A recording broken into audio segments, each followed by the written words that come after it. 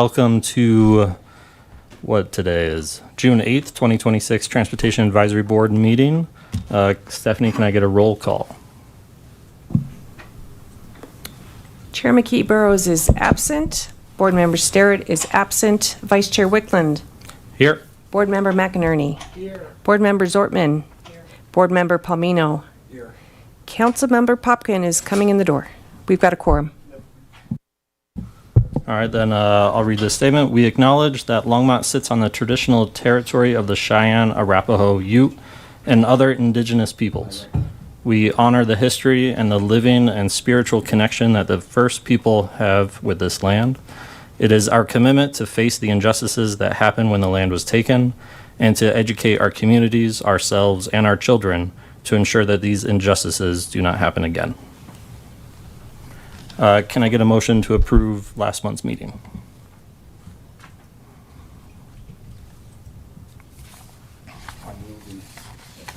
Oh, sorry, I need to learn the whole button thing.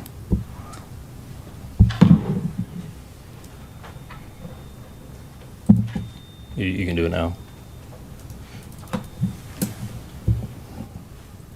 Oh. All right.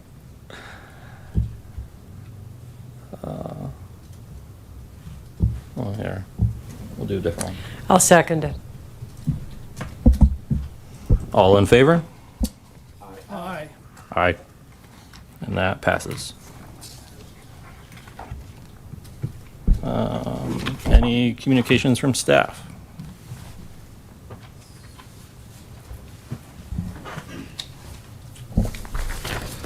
See, so we got one item from traffic engineering tonight. It's initial updates to our neighborhood traffic mitigation program. I won't read through the entire but basically this is just bringing it forward tab for comments for a future meeting. We're aiming for the standards update to provide official comment and kind of input for the new program. But the purpose of this revision is change to new neighborhood roadway safety outline and draft criteria for selecting projects under the program. This program was intended to provide the city of Longmont residents with clear process for requesting traffic calming measures and roadway safety improvements outside of traditional CIP or larger projects. Staff traditionally has used the same policy that was enacted in 2006, the Neighborhood Traffic Mitigation Program, which requires petition of at least 5 residents, and then that enacts a traffic study, and based on the traffic study results, which we use the ADT, average daily traffic, and the 85th percentile of speeds on the roadway to determine whether that roadway qualifies for traffic calming measures. Over the last few years, we've seen a lot of resident comments about being too stringent. Over this program, we have not had any streets really qualify for traffic calming measures, which we can identify as an issue when it comes to addressing neighborhood concerns and reacting towards safety, as well as living comfortability on local roads. So we're looking at to update that program and consider removing the data policy from that program and have a community threshold input. So right now our placeholder is 75% of the affected neighborhood would have to say yes to traffic calming measures. And that would initiate some more resident feedback, maybe some neighborhood meetings to really discuss what are the core issues, what improvements they'd like to see, and at what locations. So we're going to get rid of the data requirement where we measure the road, doesn't meet it, that's the end. We're looking at more of a holistic community approach. That's more different than other communities are doing. Most communities do the average daily traffic and the 8th percentile. Part of the comments we're looking for is looking at the threshold for the amount of people that need to say yes, or households that need to say yes to traffic calming measures. We want that to be more of a significant amount of the neighborhood, so it isn't a simple majority. It's a large portion that if we do install measures, there's a community consensus around it. It doesn't surprise people, and it's something that the community wants and will hopefully enjoy it for years to come, and we're not coming back a few years later to remove certain things because unintended consequences. as well as looking at our toolbox. So we'll present several different options for traffic calming measures, as well as applicable areas for local streets versus like collectors or local neighborhood streets. And that's my spiel. Any questions? Is that petition process, is that a formal binding agreement between the city and the community there? And does it, I guess, carry forward to other future homeowners that may be part of it? Or is it so less formal? Yeah, so the current program, it's a city policy. So ultimately, it's up to staff's discretion, engineering judgment, to determine what is most appropriate traffic calming measure for that area, as well as what provides the most feasible traffic calming solution, but less impact to the overall neighborhood. So this new program, if a neighborhood does agree to it, that's why we want a larger buy-in, because people do move. People, relocate for different reasons. So if one or two people out of the 5 people that did ask for those measures, there's large enough community buy-in still where people do still want those measures, and we're not constantly fighting that simple majority. Yeah, thanks. Anyone else?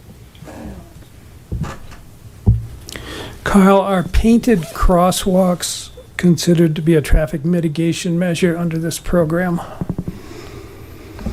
That's some of our conversations. A large portion to painted crosswalks is maintenance and availability of crews to install that particular thermoplastic. So if we do install things, it has to be for a reason.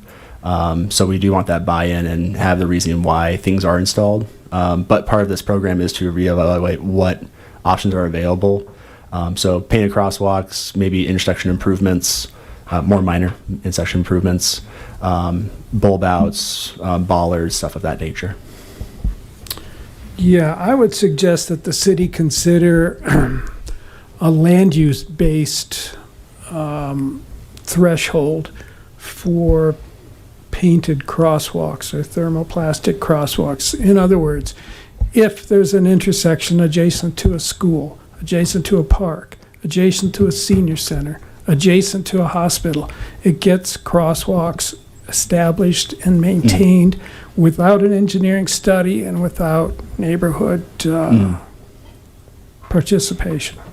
Yeah, and we're possibly planning to bring this traffic mitigation study for like formal comment from the standards, because that fits very well into our street standards update as well as traffic calming. Particularly for this program is for neighborhoods, so really residential facing streets where people usually live. Otherwise, we would looking for standards updates as far as Vision Zero, safe routes to school, which will encompass some of those public gathering places. All right, well, I'll bring that up again when we talk about design standards. Thanks. Perfect. And if you guys have any future questions, comments, please email them to Steph. Then we can get them all aggregated. I'm sure a lot of people will have the same questions, and then we can provide some maybe more useful resources ahead of time. So makes those conversations go a little bit smoother, and hopefully you can answer the question holistically instead of shooting from the hip. All right, thank you, Kyle. Next up, bike parking standards. Mr. Ben Ortiz. Hello again. My name is Ben Ortiz, transportation planner. Wrong one. Good evening. My name is Ben Ortiz, transportation planner. So at the last meeting where we presented on this item, the TAB asked me to come back and share what had occurred at the Planning and Zoning Commission meeting. So at that meeting, which took place on May 27th, we presented the bike parking ordinance to them. And I just say, out of full disclosure, we removed long-term bike parking provision from the presentation to them.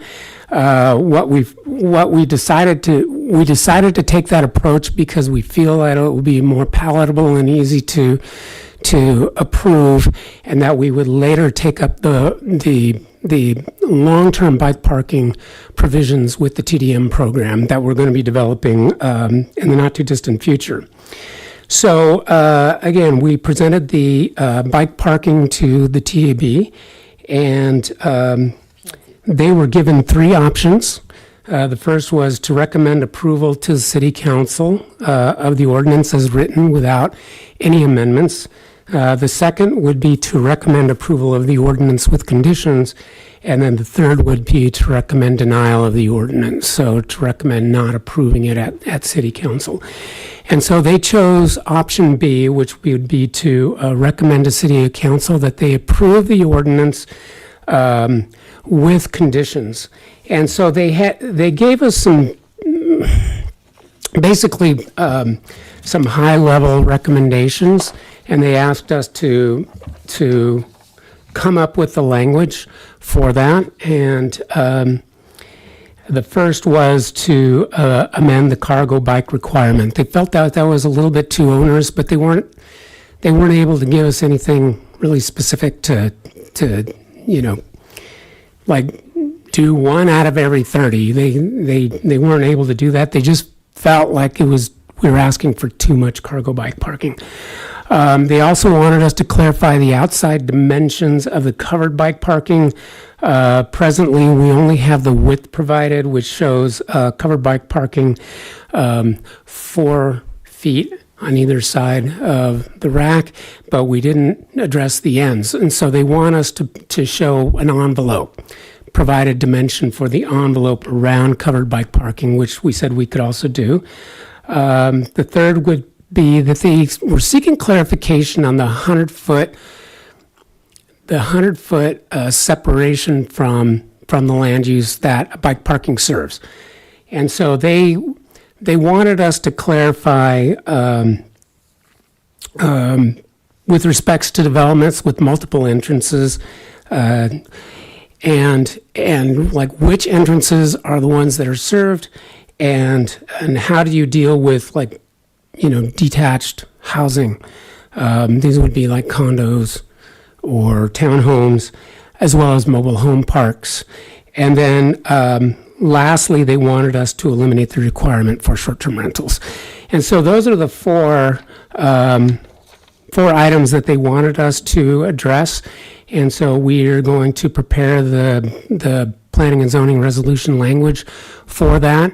I'm going to confer with Cammie here, and then, of course, the planning director and possibly the city attorney's office before we push that forward. And Cammie, did you want to add anything on that? Yeah, I think Ben and I talked about that. Once this PZR formal response to the 4 conditions that they approved it on, we'd bring back that formal language for you all to see again. Because P&Z has approved it, we can't change anything else at this point based on that, but you are open to give us comments on how we might best develop these 4 conditions out to the best of our ability and get your feedback on. But once that's approved, or once we get that PZR, go back to them and they approve it, that's when it'll be formally taken up to City Council to adopt a short-term parking policy. So just wanted to clarify sort of the process flow we're in right now. Okay. Can I have a question first, Popkin? In terms of what we were presented a couple months ago, has much of the language changed before it went to P&Z? No. Okay. No. And that's one reason why as staff, we decided to break short-term parking apart from the longer-term parking, because when we presented it to you all as TAB, everyone was pretty much generally okay with the short-term parking. So to avoid that delay in getting approved, we decided to break them into 2 separate policies to bring forward instead of 1. Since the long-term parking was also where you had the most discussion and felt like if we want to align it with our TDM policy work and other things, maybe it's smarter to break these out so we can get the positive movement on the short-term parking pieces. So that's why we made the internal staff decision to break them apart and only take the short-term parking to P and Z. Okay, it makes sense. Councilor Popkin. Thank you, Chair. Yeah, I just wanted to also add on to that and saying, yes, there's the formal P&Z resolution that would be recommended to council, but part of my role here and as the liaison to planning and zoning would be to represent both board input into that. So in the event that there is some disagreement or that there's just additional comments, I'm going to make sure to bring that forward to the council discussion when we get to that point. I think it will be a little bit more straightforward to have the short-term bike parking focus for that discussion and then kind of have the next discussion when that's ready. So thank you. And thank you, Ben. I know you've been circling the wagon on a number of different advisory boards with this, so appreciate the work. Sorry, Ben. Oh, and I'll just note if the Planning and Zoning Commission meeting is recorded, obviously, just like these are. So if you did want to hear, I think it was about an hour discussion on the 27th that they had, hour and a quarter on that. So if you want to hear some of their questions and clarifications that they were engaged with a lively, vigorous discussion with Ben, feel free to check that out as well. So you can kind of hear their perspective on it too. Yeah, why don't we commit to sending that out to you all with the timestamp of where that discussion starts, so it's an easy find for you. We can do that. Thank you. Yeah. Ben, was there a reason given for dropping the requirement for bike parking at short-term rentals? What was the thinking behind that? They just felt that it wasn't necessary. I made the argument that perhaps you have bike tourists, and some of these short-term rentals include accessory dwelling units.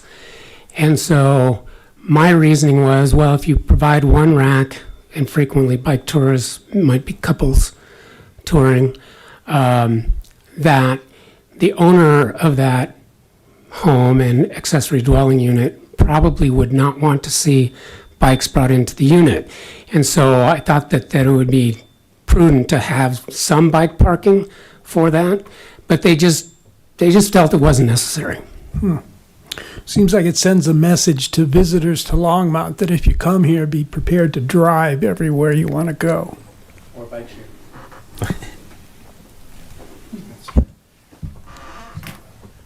Any other questions? I have one more question. The cargo bike parking requirement. What was kind of their general theme around that to reduce it? Well, I think I missed mentioning one item, which was providing bike parking at much smaller developments.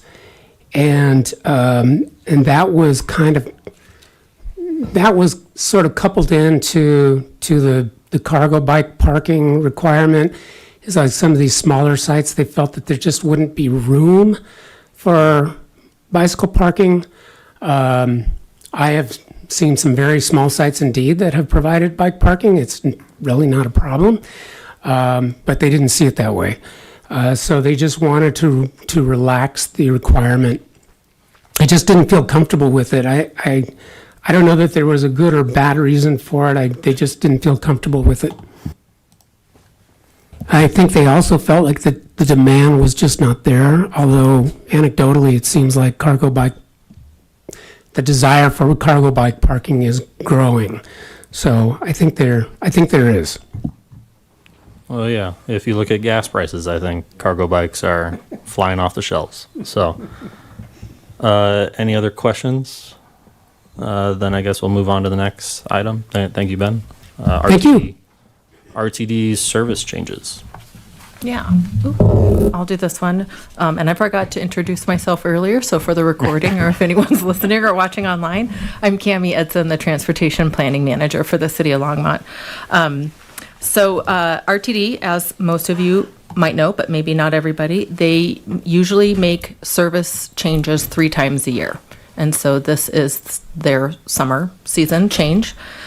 These changes that are listed on your form, we'll go over them real quick, actually went into play yesterday. They usually start their service changes on Sundays. So yesterday, June 7th, was when these changes take place. And the 2 routes that are directly affected in Longmont are one of our local routes, the 324 route. school just ended, but what they did was they changed the route times to align better with the school bell. So when school does start up, and for those going to summer school or using the building in the summer, the bus will now make it easier and make it, an easier choice to take with that alignment. So we're happy about that one. And the regional route, formerly known as LD3, is now known as the 287, since the route only goes up and down 287. LD usually denotes going from Longmont to Denver. It was confusing to people to know that this was just a 287 route. So they've changed the name in part to make it align better with the actual service. And then the route itself has increased frequency up to 30-minute headways, which is a nice thing. So all of these changes are positive. So thank you, RTD, for that. The next run board looks like it's being considered for August or September, which would be the final one in 2026. So we'll be watching that one closely as well to see what might directly impact Longmont and what services those will come forward. So as I find out about that, I'll bring those forward to the tab of what's being proposed in the staff update. And then once things are finalized, I'll give you the final plan as well. And then you have the websites if you want to read more about how RTD does their processes. But that's it. Any questions about the RTD changes? Thank you, Cami. Any questions? I guess I have one for the August. Would that include potentially the airport conversation? Potentially. Okay. Now, also because I've been a little bit out of the loop, do we have a route to the East Hospital yet? Not yet. It's being looked at as part of what RTD is referring the COA. It's like their next strategic plan of how a route servicing that, repurposing a current route that is no longer of interest that had been identified in the previous plan. It's sort of repurposing one of the three, I think it was 328, 329 that haven't come on board yet, and looking at that lake. So those discussions are happening between staff right now. So when it would happen is still to be determined, and the feasibility of it is also still to be determined, but definitely under discussion between agencies of what could that look like and what makes the most sense. I would encourage RTD to understand that I guarantee with all the building and people going to a hospital, people need transit. Yep. The future development out that way. So that's not lost on either agency side is what's the benefit of a route out there, what it could bring. Yeah. And my entire tenure on this board, we've been talking about this route. Yeah. So, Fair. All right. Any other questions?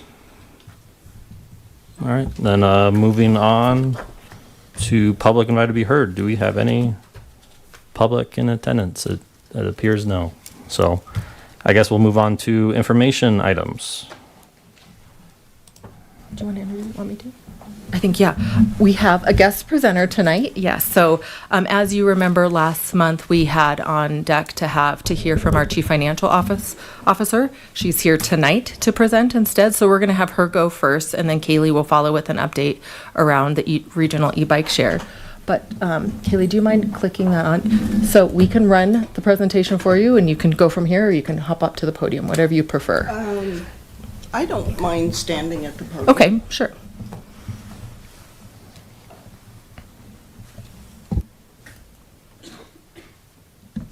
So the intent was to kind of talk about citywide budget first and then talk about the CIP budget, but we kind of have them broken up a little bit. Yeah, sure. Well, thank you, everyone. I appreciate your flexibility. I apologize for abandoning you during your last meeting, and thanks again for the flexibility for allowing me to come back this evening. So this is a presentation that we typically give to new city council members. So he just disappeared. I was going to tell Councilmember Popkin this will look very familiar to him. The intent is to really familiarize new city council members with our a high-level overview of finance, and then it's more heavily concentrated on our budget process because council is so actively involved in that process. So we, as finance, have a variety of legal requirements that we have to adhere to. So all the way from state statutes down to just policies and procedures, such as some of the things you were all discussing earlier this evening, they all play a role in finances operation, as well as how we build our budget. It's really important to understand that as a government entity, we are very much fund structure oriented. And there are 3 different types of funds. There's, and I'm going to kind of start backwards and work my way up. There are what really determines accounting standards say that what really determines the type of fund that we create as we're creating new, or the type of fund that we currently have, what really determines what type of fund it is the type of revenue that we collect in that fund. So if whether it's taxes or user fees, such as on the utility billing, whether it's a grant, predominantly grant recipient fund, those are the revenues that really determine the type of funds that we can have and administer here at the city. So we've got internal service funds, and in these ones, so our fleet fund is really the example that I like to use. Our fleet fund is a fund that maintains, owns, and purchases all of our fleet use throughout the city. All of our other operating funds that use those vehicles and fleet equipment pay into that fleet fund. So an internal service fund, the source of revenue come from all the other operating funds in the city. Hence, it's called internal service fund. And we do have several of them. The fleet fund, as I mentioned, the employee benefit fund operates that way as well. The newest one that we added is our utility billing customer information system internal service fund. So we have a few internal service funds. A special revenue fund is a fund that has a dedicated revenue source. So the street fund, the transportation community investment fee fund that you all are so familiar with, those are special revenue funds because there is a dedicated source of revenue that can only be used for that specific purpose. And we have a number of special revenue funds throughout the city.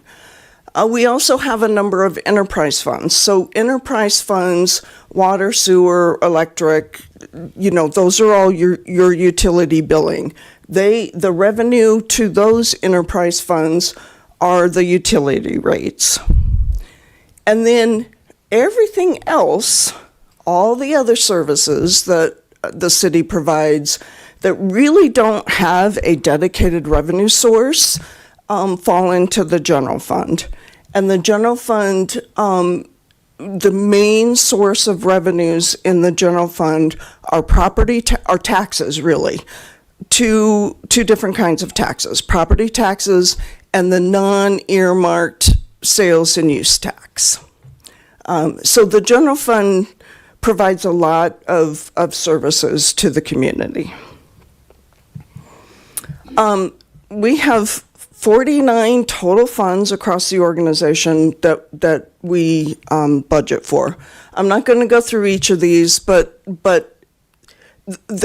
they all really are based on those 4 categories that we just looked at. So one of the things that really governs finance and the way that we put together and City Council then adopts our budget is our financial policies.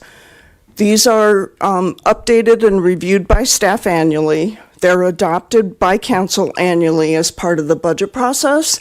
We have 8 different categories of financial policies and 104 policies within those 8 categories. So it's pretty extensive. It's a pretty broad list of financial policies. I embedded a document here that when you launch it, it will open up and you can peruse our 104 policies at your leisure. I'm going to ask Cammie or Stephanie, if you haven't already sent the presentation to them, please share it with them so that they can access the links that are embedded in this document.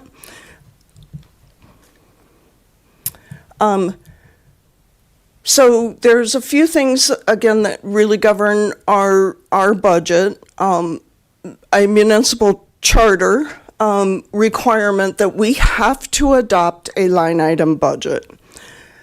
Hence the reason, if you have looked at our budget on the city's website, it's like 800 plus pages. It is a very large document.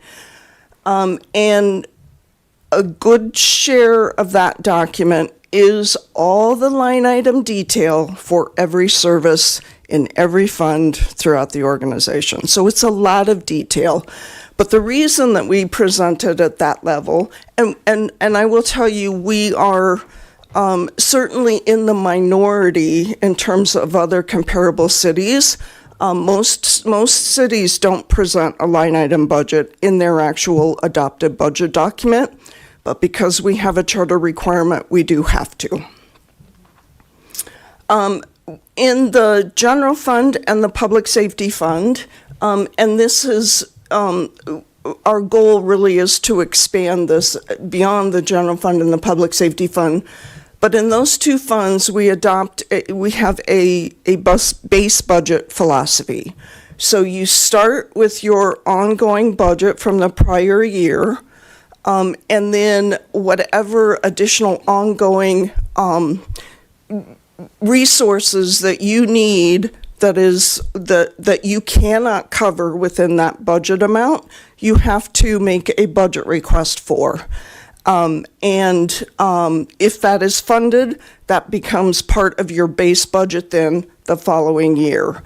There's a few things that we don't classify as that base budget because they are really outside of the control of the department. And those are, the biggest one is salary budgets for staffing. HR does a salary survey each year, and our pay increases, if we can afford to do so, will be based on that salary. And then budget staff calculates what that is and just loads it into the budgets for the departments. They don't have to worry about what that is. We just do that and add it to their budget for them.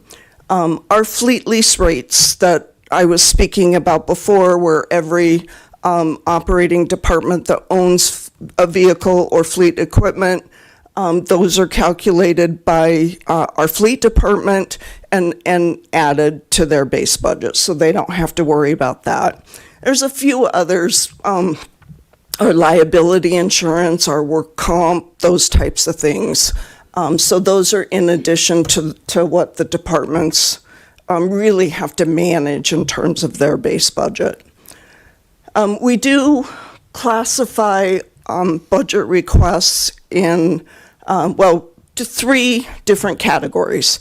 So one-time budget requests are those types of things that they will be requesting that is one-time in nature, non-recurring type expenses.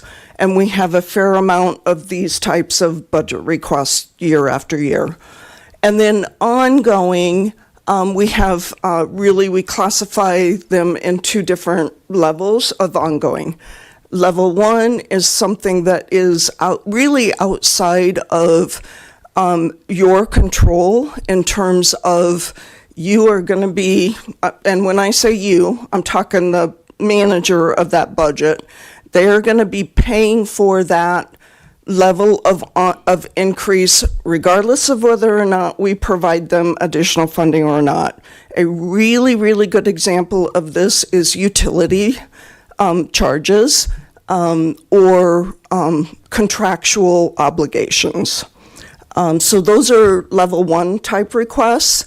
They're the things that we absolutely have to, provided we have funding, fund first.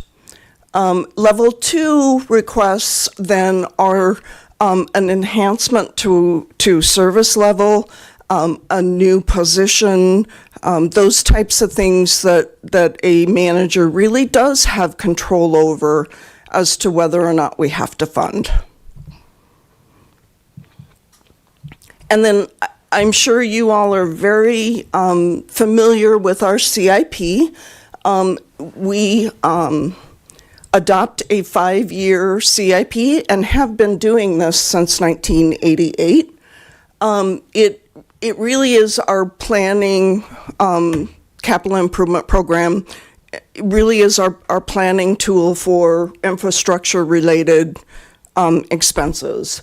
And even though we do ask staff annually to update their CIP projects, it is only that first year that does get rolled into the operating budget for the upcoming year. The other 4 years are just planning for planning purposes and can and do change over time. And I guess one key thing is in order to qualify as a CIP, it has to have at least a life expectancy of 5 years and a minimum cost of $10,000. Otherwise, it is more of a operating capital expense rather than a CIP. So this is a look at our budget and CIP timeline. It is a lengthy process.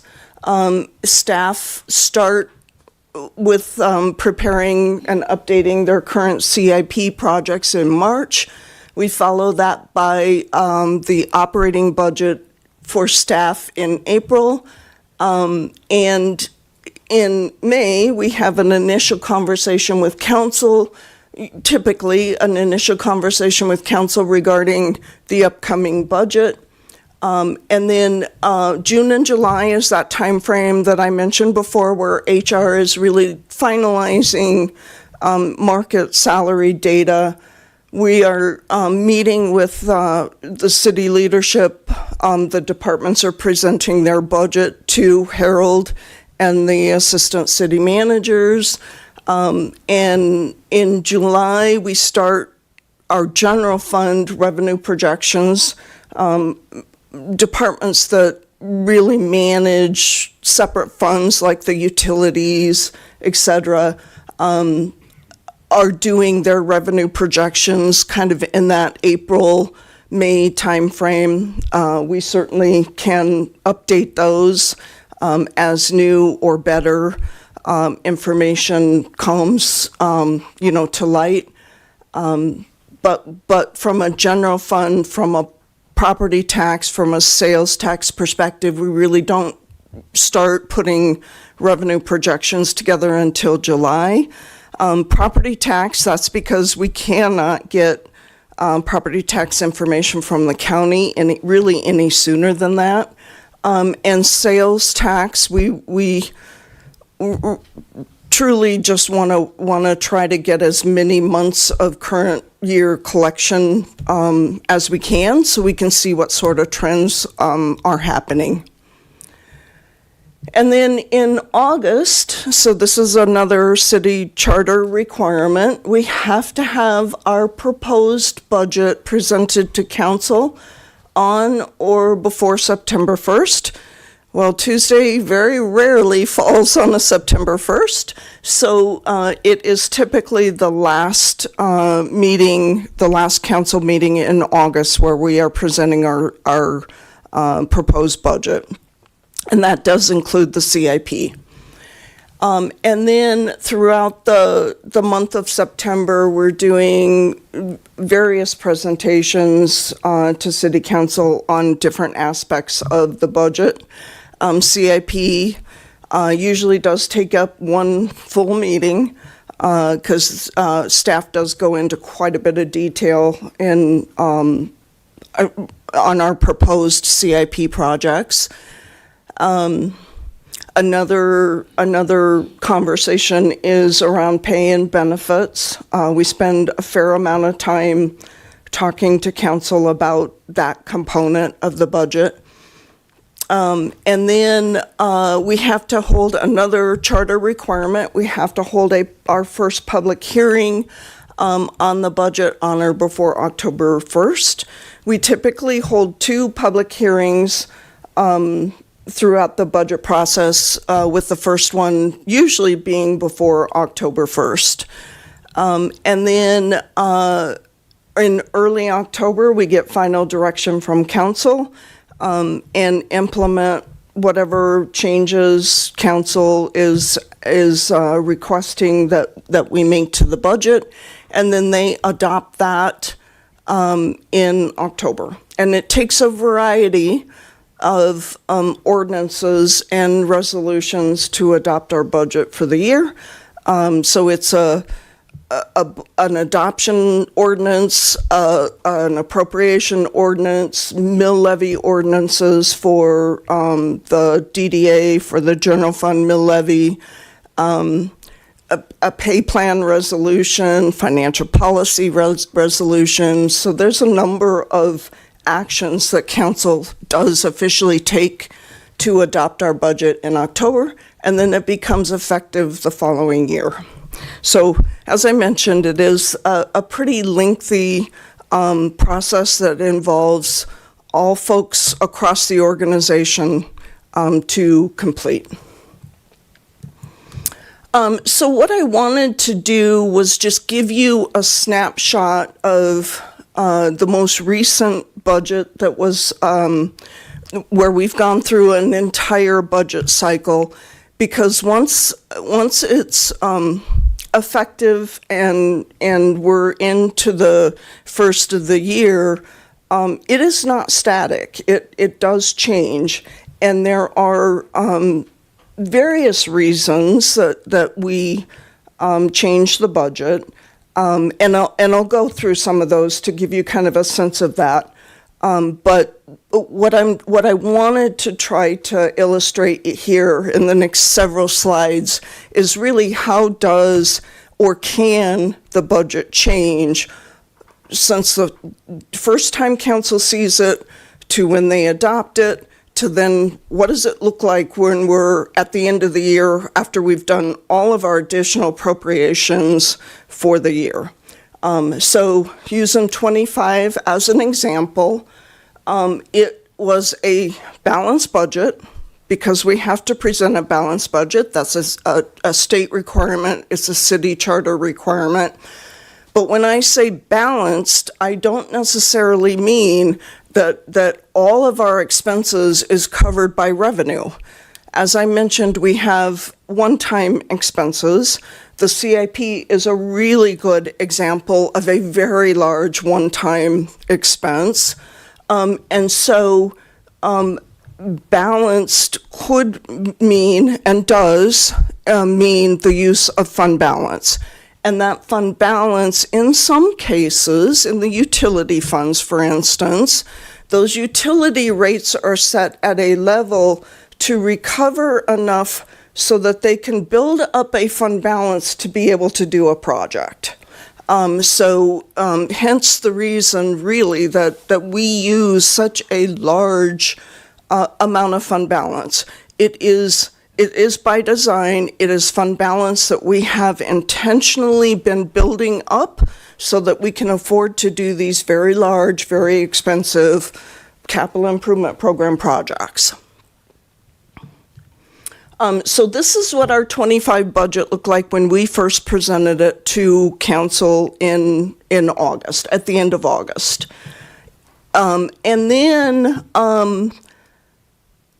usually, very rarely, I should say, have we not had changes to our budget from the time council first sees it to the time that they adopt it then in October.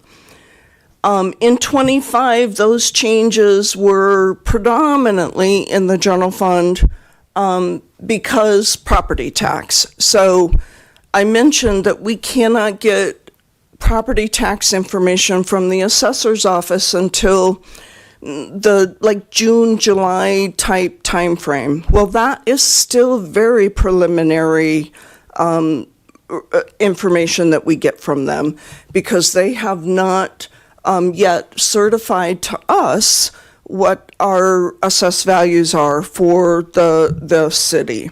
We don't get our preliminary certifications from the county until August 25th, which if you reflect back to the timeline that I said, we have to have a proposed budget to council no later than September 1st.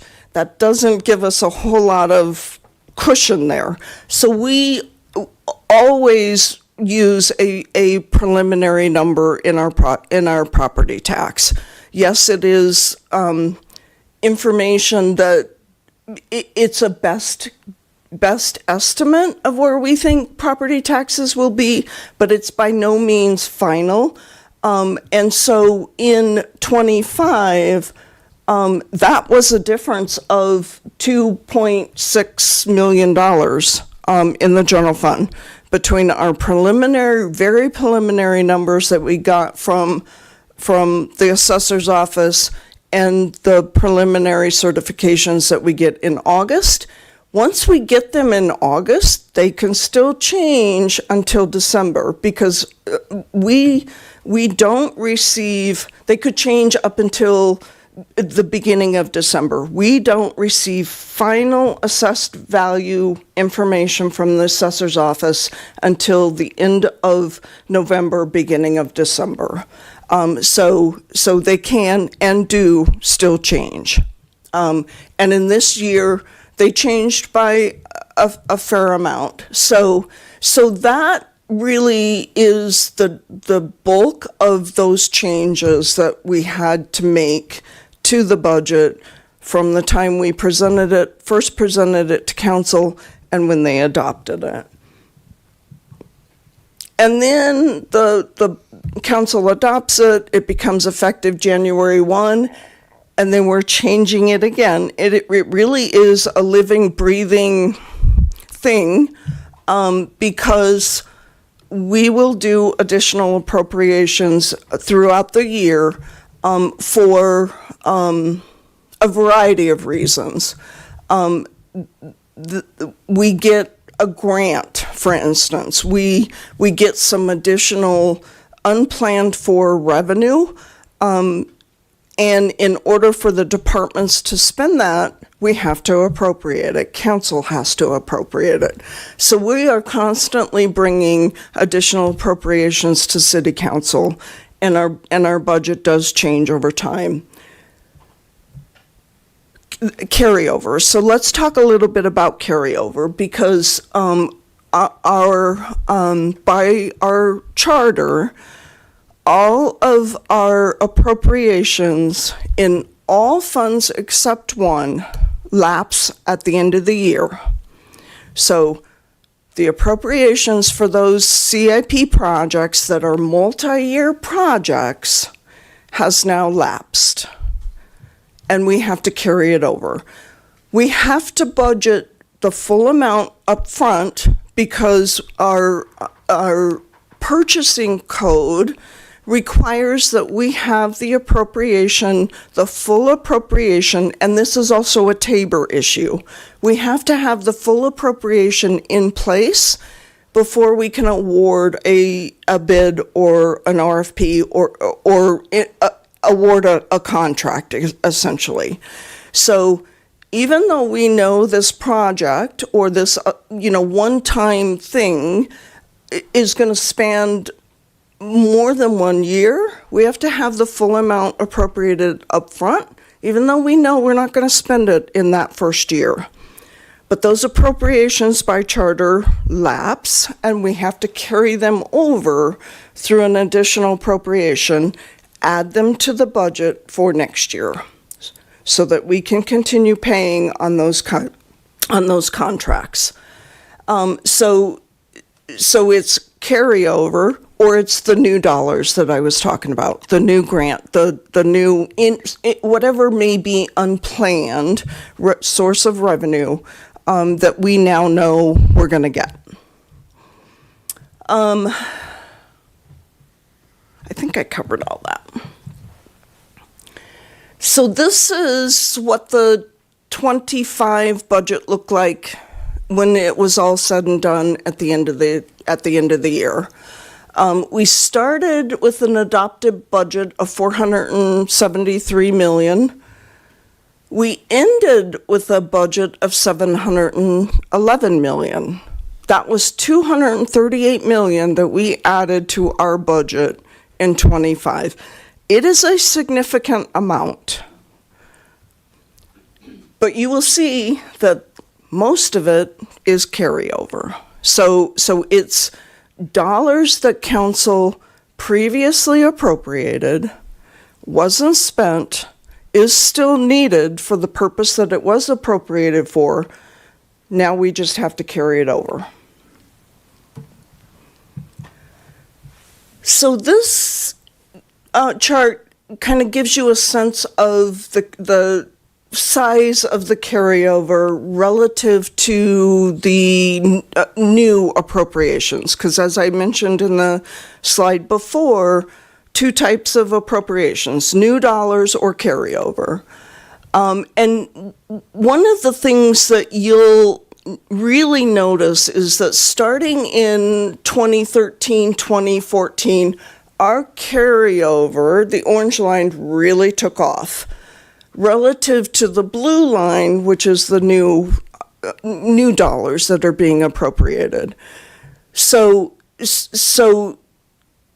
the what really started that climb of the carryover was the flood, and the sheer volume of the improvements and costs of the improvements that we had to make due to the flood, and that really has just kind of continued, not necessarily flood related, but other, very expensive types of projects.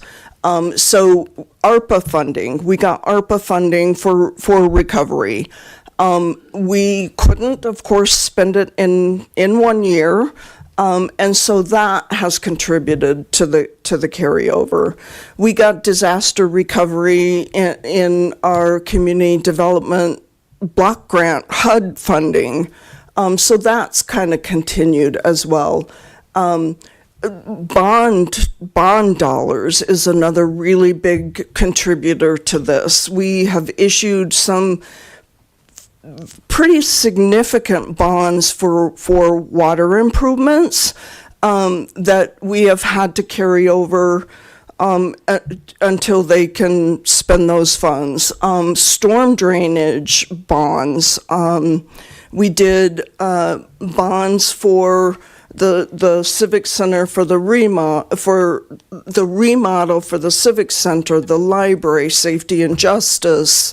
Those are all the types of projects that have contributed to that orange line, really increasing over the years. So again, these are the really what's contributed to that increase: the bond funds, the CIP recovery programs, and then grant dollars as well. Okay, so now this is a snapshot of our 2026 adopted budget. And this is the source of funds. So this is the revenue side of the budget. And 47 out of all of our funds, 47% of it is charges for services. So those utility funds really make up that biggest component under charges for services. Taxes, so our sales and use tax, which gets split across the 5 funds plus LURA, that's on the right-hand side of your slide, plus property taxes. We get property taxes in the general fund, in the Downtown Development Authority Fund, and then in the General Improvement District that is pretty much the same boundaries of the DDA. So those are our 3 property tax funds. So that's the sources side of our 26 budget.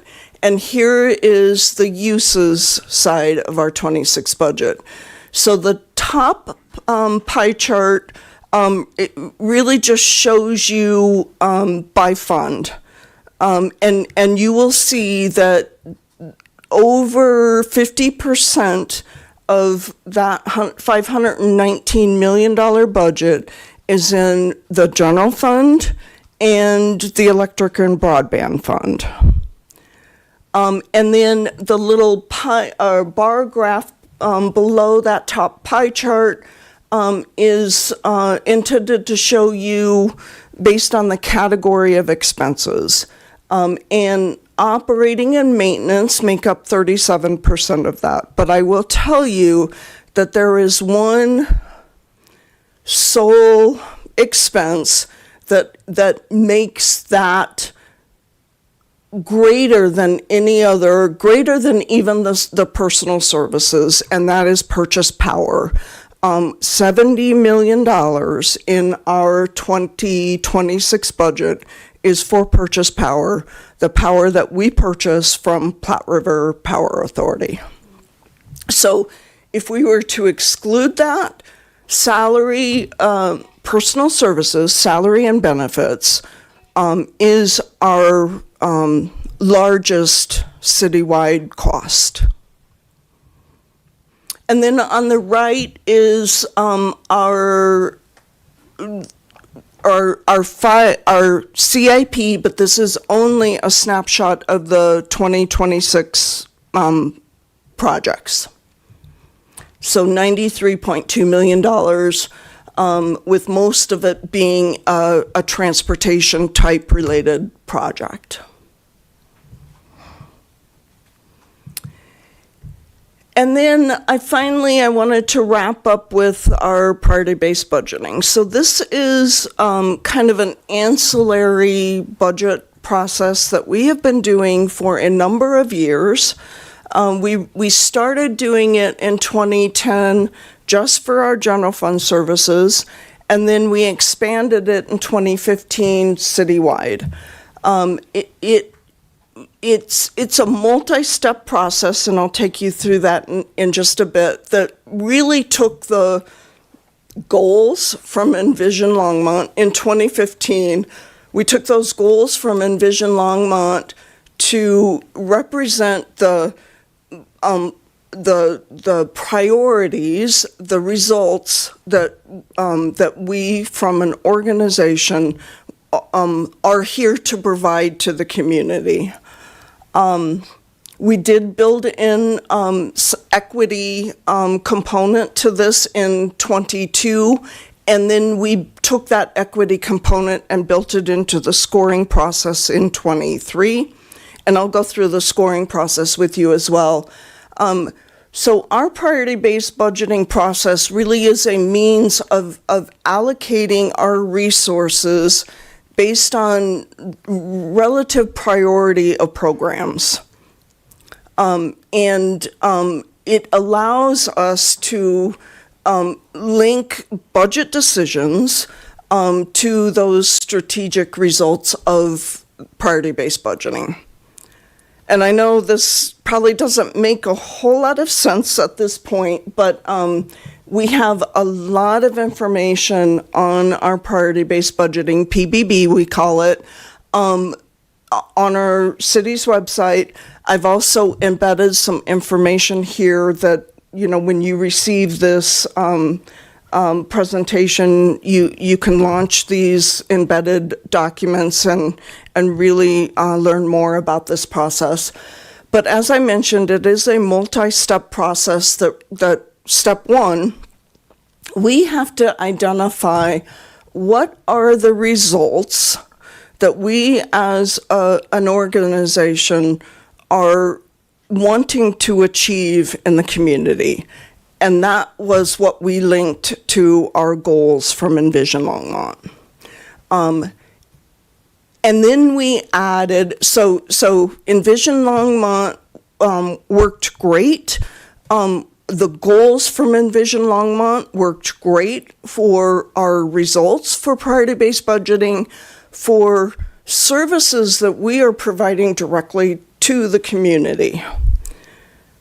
What we had to do was then supplement a governance result for services that are internal in nature, where we, like finance, is a really good example of this. Our business, we don't necessarily provide support or services directly to the community.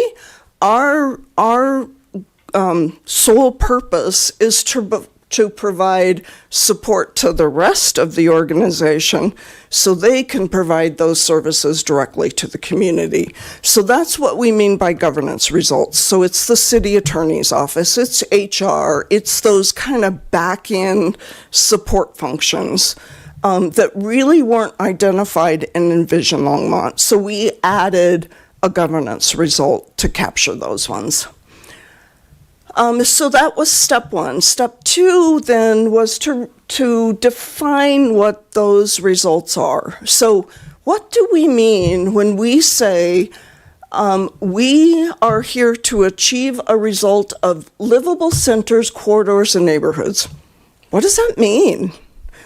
So we went through an exercise of really defining what that means. And that is really key then to the scoring process. We had to have very clearly defined results in order for the departments to then score their programs. So that's all that is in that additional information in this presentation for you. So step three then was a community involvement process that we went through, where the goal here is we wanted the community to value those results for us. Give us the relative value of those results. And so we did an online survey. We did what we like to call the chips in the bucket exercise. We took this out to the community. In front of grocery stores, at the library, we really tried to hit up as many different places throughout the community as we could. And what we did was we had a stack of 10 chips, and we gave it to a citizen, a resident, and we asked them to place those chips in the bucket that represented the different results based on how they feel, that based on their importance, their personal opinion in regards to how important these items were to them. And so when like I said, we did it in a variety of different ways, and those percentages represent the averages that we got back from this fairly large community involvement process. And what the community told us is that housing services, amenities, and opportunities for all was the most important thing to them. So that's what those percentages represent. And so, again, this plays into the scoring component. So then, the next step in the process, and these steps kind of occur simultaneously. So we had staff then start identifying all of the different programs and services that you provide to the community. Or, if you're governance, all of the different programs and services that you provide to the organization so they can provide that support to the community. And we took that list, and each of those programs had a definition that really described what does that program mean, what does it do. And it went through a self-scoring process. So step one was for the departments to self-score their programs. And they were scoring them based on two different components of scores. There was basic program attribute component, and then a results scoring. So let me first talk about the basic program attributes, because there are 5 different components of scoring. Are you mandated to provide your service? And if so, at what level? Is it a federal mandate? Is it a state mandate? Is it a code mandate? Is it just a best practice? Because each one of those levels received a different score based on how easy, I guess, or how easy it is for us to potentially change that mandate. So if it is a best practice, we don't have to adhere to best practices. So that would be a lower score. If it is a federal mandate, the chances of us changing that federal mandate are pretty slim. So that received a higher score, and anywhere in between there. There was another component called reliance on the city to provide the program. So are there other, maybe it's another governmental agency, maybe it's a nonprofit, maybe it's a for-profit that is providing the exact same or similar programs that we are. So there was a scoring component based on, are we really the only ones that provide this service? There was a scoring component for cost recovery. If your program is 100% offset by revenue of some sort, directly for that program, you received a higher score. If you're reliant, like many of our general fund services, if you're reliant on taxes, then your program itself doesn't generate any revenue, you received a lower score, and everywhere in between. Portion of community served. Is this program just to a very small group of citizens, or does it really provide a service to the whole city? Equity, that's the one I said we layered in most recently, and I'm getting a 5-minute over here, so I'm gonna kind of rush through this a little bit. So there was basic program attributes. We also had a scoring component based on the how you influence that result that we were talking about in the last few slides. So if your program was essential to providing that result, you got a higher score. If your program had very little influence on achieving that result, you got a lower score. So every department went through a self-scoring. We had a peer review process to validate those scores, and it resulted in a prioritized list of city services. So a quick snapshot of what our 26 funded budget requests look like in terms of, and I know it's very difficult to read, but you can certainly, when we send this out to you, you'll be able to see it. a little bit better. But what we attempted to do was kind of line up our budget requests to how did they meet these different priorities, as well as the council priority. And then the last slide here, in priority-based budgeting, the notion behind priority-based budgeting is to group your expenses, the cost for those services, into quartiles, with quartile 1 being the most aligned to those results, and quartile 4 being the least aligned to those results. And the intent here really is to give management and city council and the community a snapshot of how well our services and the cost of our services line up to the priorities that we heard from the community through Envision Longmont, and then as well as through that chips in the bucket exercise that we did. So this is our 26 adopted budget. Happy to say that the lion's share of our expenses across the organization are very well aligned with the priorities, the results. The lower ones doesn't necessarily mean we can't do them. They may be mandated programs and we still have to do them. They're just not very well aligned.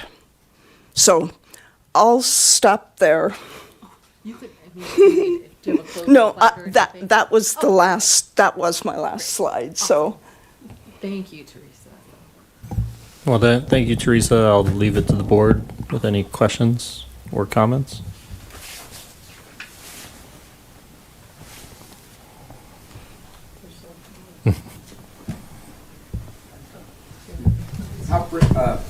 Board member McInerney. That was the first one on the list. I don't know how to use the thing. Sorry. Thank you for attending our meeting, and thank you for the enlightening presentation. We're the Transportation Advisory Board, so we're particularly interested in how the revenues from the street fund are allocated. Now, the street fund is codified at section 4.04.130 of Longmont's Code of Ordinances. That section of the code reads in part that the fund, and I'm quoting here, shall exist solely to fund operations, maintenance, rehabilitation, and improvement of the city transportation system, end quote. Now, I looked up that word solely in my dictionary, and the synonym that was given was exclusively.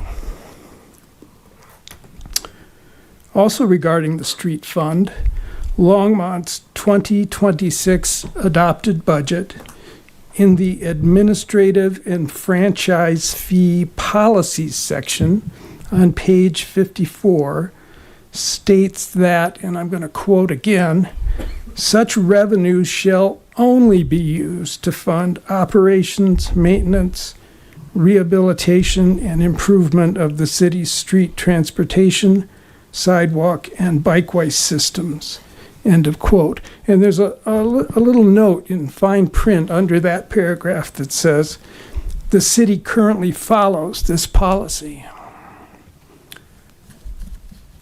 Solely and only for transportation improvements. Here's a question for you. Based on the municipal code and the adopted budget, if I say that it's reasonable for people in Longmont to expect that the taxes they pay into the street fund will be spent on transportation projects, would you disagree? No, I would agree. Let's look at some street fund allocations in recent years. I'll present a number of project examples taken from the CIP and adopted budget data, and then I'll ask you some questions about them. Okay.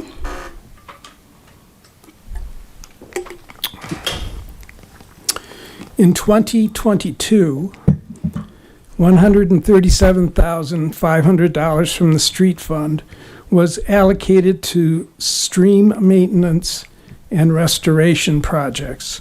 That was project WTR 195. For 2029 and 2030, a total of $100,000 from the street fund is proposed to be allocated to those stream maintenance and restoration projects. The project's descriptions and project justifications for these improvements do not mention street culverts. They don't mention bridges. They do not appear to be related to transportation. In 2024, $68,680 from the street fund was allocated to replacement of prairie dog barriers throughout the city. That's project PRO 211. The project description and project justification do not mention streets or traffic safety. This is an open space project. Open space has its own dedicated sales and use tax. Recent CIPs proposed allocation of a total of approximately $677,000 from the street fund for a variety of municipal building renovations, including roof replacements, boiler replacements, flooring replacements, HVAC replacements, and a keyless entry system. The largest of the building renovation categories are roof replacements and boiler replacements. Now, in the context of $25 million in annual revenue for the street fund, $677,000 may not seem exceptional, but I'm inclined to paraphrase the quote often attributed to the late Senator Everett Dirksen. 100,000 here, 100,000 there, and pretty soon you're talking real money. Here's a question for you. How do we go from municipal code that requires street fund revenues to be spent solely on transportation improvements and an adopted budget policy that requires them to be used only for transportation improvements? How do we go from those mandates to CIP allocations of nearly $1 million for projects with no apparent direct link to transportation? So I would have to look into those first two projects that you spoke about. I cannot give you an answer on those two tonight, the stream project and the prairie dog.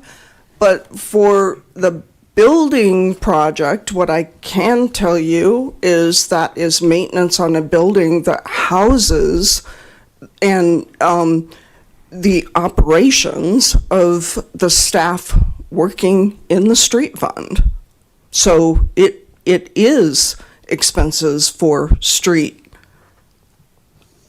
projects or supporting street funded staff. So those building improvements only occur in buildings that house transportation-related employees? No, that's not what I'm saying. Those types of building improvements, so those types, that project is managed by our facility maintenance staff. They maintain all of our buildings for the most part across the organization, whether it is a general fund funded or employees working in the general fund to employees working in the water fund to employees working in the street fund. We allocate those dollars. based on the staff that are occupying those facilities. So let me understand your rationale. Tell me if I've got this right. You're saying that it's a transportation improvement because it's improving buildings that are somehow involved in transportation? No, that's not what I'm saying. So the street fund pays for staff. It's not just all CIP. There is a large amount of expenses to pay for staff. You mean salary and benefits? Salary and benefits. Come out of the street fund and Yes. go to transportation? Correct. Okay. Right, because they are working on transportation-related items. Now, if the street fund were its very own business, that business would have to pay for maintenance of a building. So therefore, we are charging the street fund for maintenance of a building that houses the staff. And how do you figure out how much should be charged to the street fund and how much should be charged to other funds? Typically, it's based on square footage of occupied staff. Office square footage? Okay. Typically, That's very interesting information. Thank you very much. You said that you wouldn't be able to address stream maintenance and restoration or prairie dogs this evening. no, I would need to look into those two projects. What if I further ask for our you. secretary, our board secretary, to give you these two excerpts from Capital Improvement Program documents? They are the project sheets that I mentioned. I can try, but again, I may not be able to speak to that Okay? tonight. Okay. Stephanie, would you do the honors? And I've underlined the funded street fund allocation for each of those two. Yeah, those are good questions. Let's get that and we can get that back. I was going to say, Board Member McInerney, would you be open to us bringing that back so then we can get to the second presentation tonight and stay on agenda so we can not have an extended meeting necessarily? Because I think it is worth answering your question, but would you be open to having them answered next meeting, especially when Director Jim Inkstead is here, part of the Public Works Department, where those fall under? So I think having the right staff and the time for them to get the answer seems The right reasonable. staff and time to do their research as well. All righty. Virtual update, and email update, probably. Yeah, we can provide it in advance answers, but I think, that way we can get the right answer, but also keep on our agenda for the night. Does that Let's feel let's reasonable? Consider the fleet fund. I'll move on. The CIP indicates that the primary source of revenue for the fleet fund is transfers from other funds to pay for fleet services, but those funds are not named. So is money from the street fund transferred to the fleet fund? So, yes, to Okay. pay for the depreciation and maintenance on vehicles and equipment utilized by street-funded employees. So is that's based on employees, not the value of the It's- transportation-related vehicles? It's based on the value and the maintenance of the vehicles, but it's vehicles operated by employees that are funded out of the street fund. Okay, so I bring this up because there are proposed CIP allocations of more than $26 million for a new fleet facility that they show up towards the tail end of the current CIP. So should we assume that a certain amount of the street fund is going to be allocated to that new fleet facility? Well, Again, based on the amount of the value of transportation I fleet don't know resources? that I can answer that specific question off the top of my head tonight. I would have to look into that for you. But I will tell you that that is an unfunded project. We are not proposing that we fund that project. It is unfunded.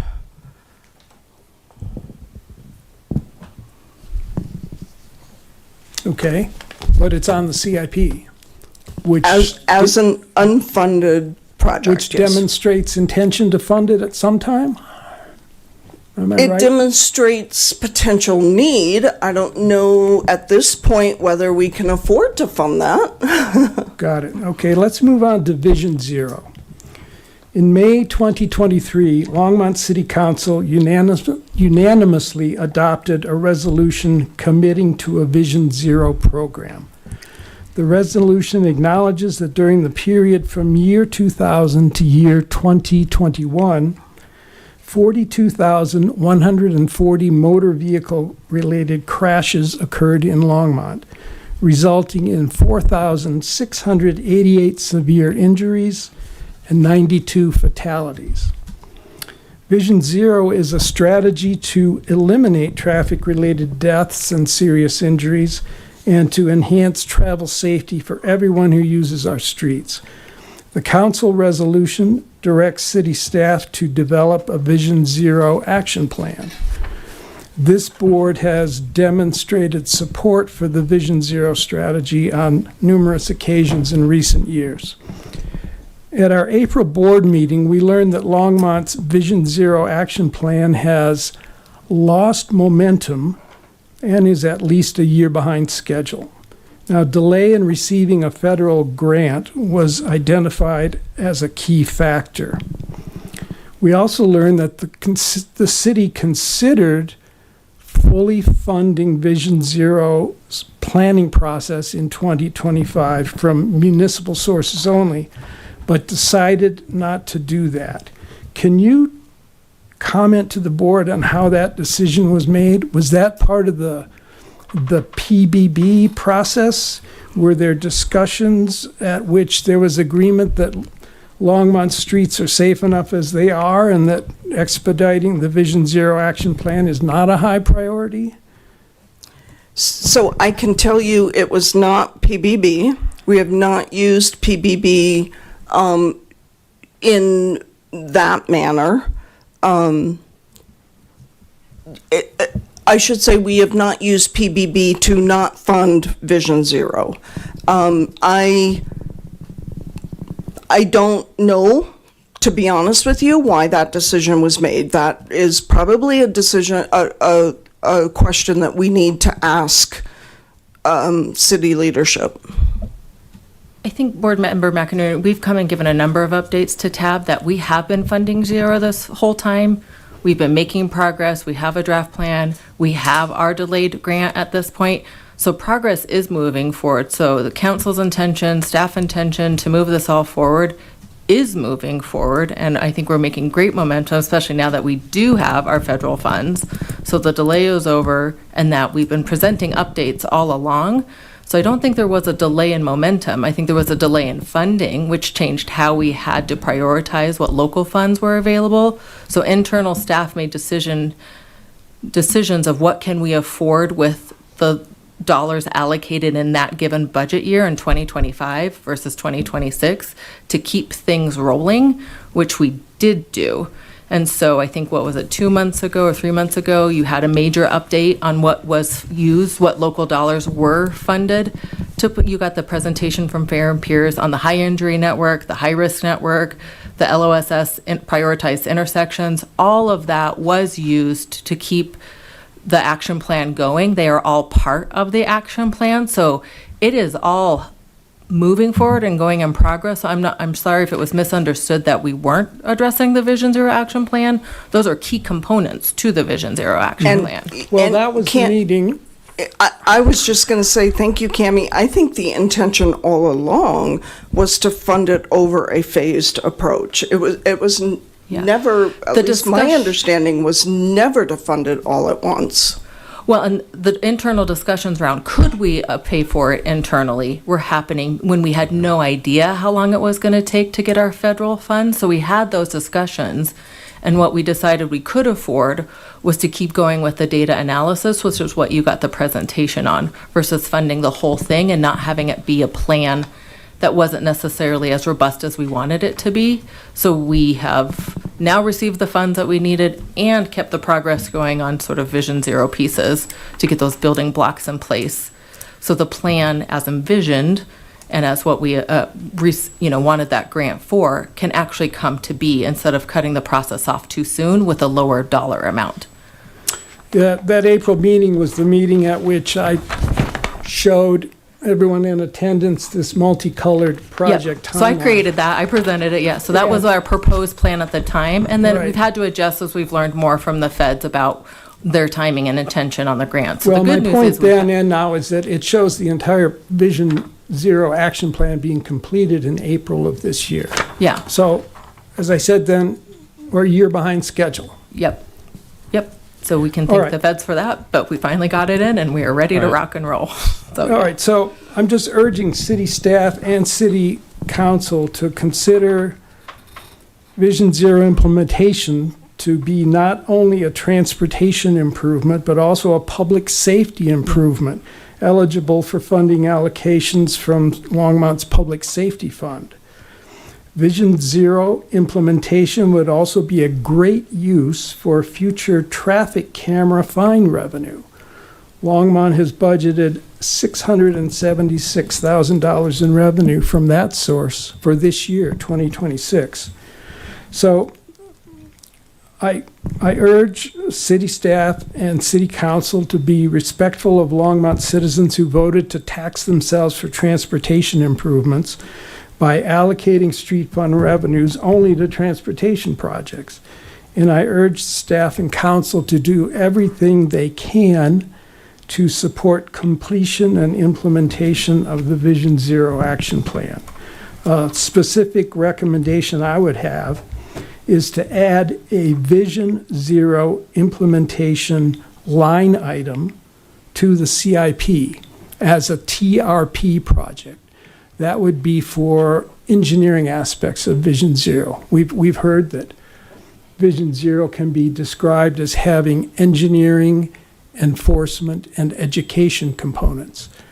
I would like to see Vision Zero implementation added to the public safety budget as well as a line item. That would be addressing the enforcement and education aspects of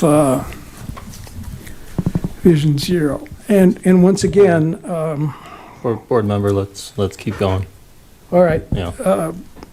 traffic camera fine revenue, perfect match for Vision Zero implementation, revenue to funding. Thank you.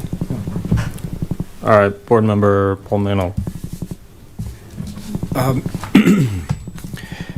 On this priority-based budgeting process, you may have mentioned it in your presentation there, but is that an annual, or how frequent do you go back and So that is a great verify. step. So let me go back to the steps. So identify the right results, define the results, and value the results are not steps that happen very often. Okay. So as I mentioned, those are tied to Envision Zero. So unless council directs that we, and that was by council direction. So unless council directs a different linkage, we really wouldn't update those steps in the process. Wait, sorry, going the wrong way. Identifying and scoring the programs. So we only update these as programs change. If there's new programs, if a program takes a very different look, do we have to update those sections? The costing that leads us to this is updated annually. Okay. I couldn't say.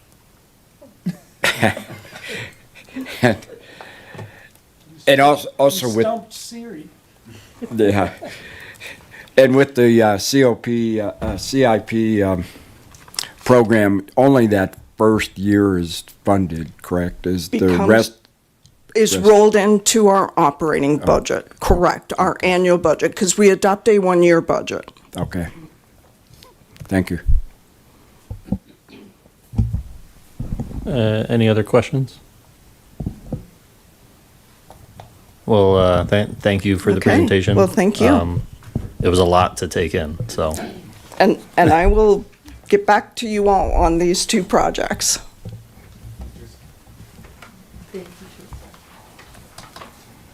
All right, next up, we have Kaylee for bike share. Is that what? Regional e-bike share updates?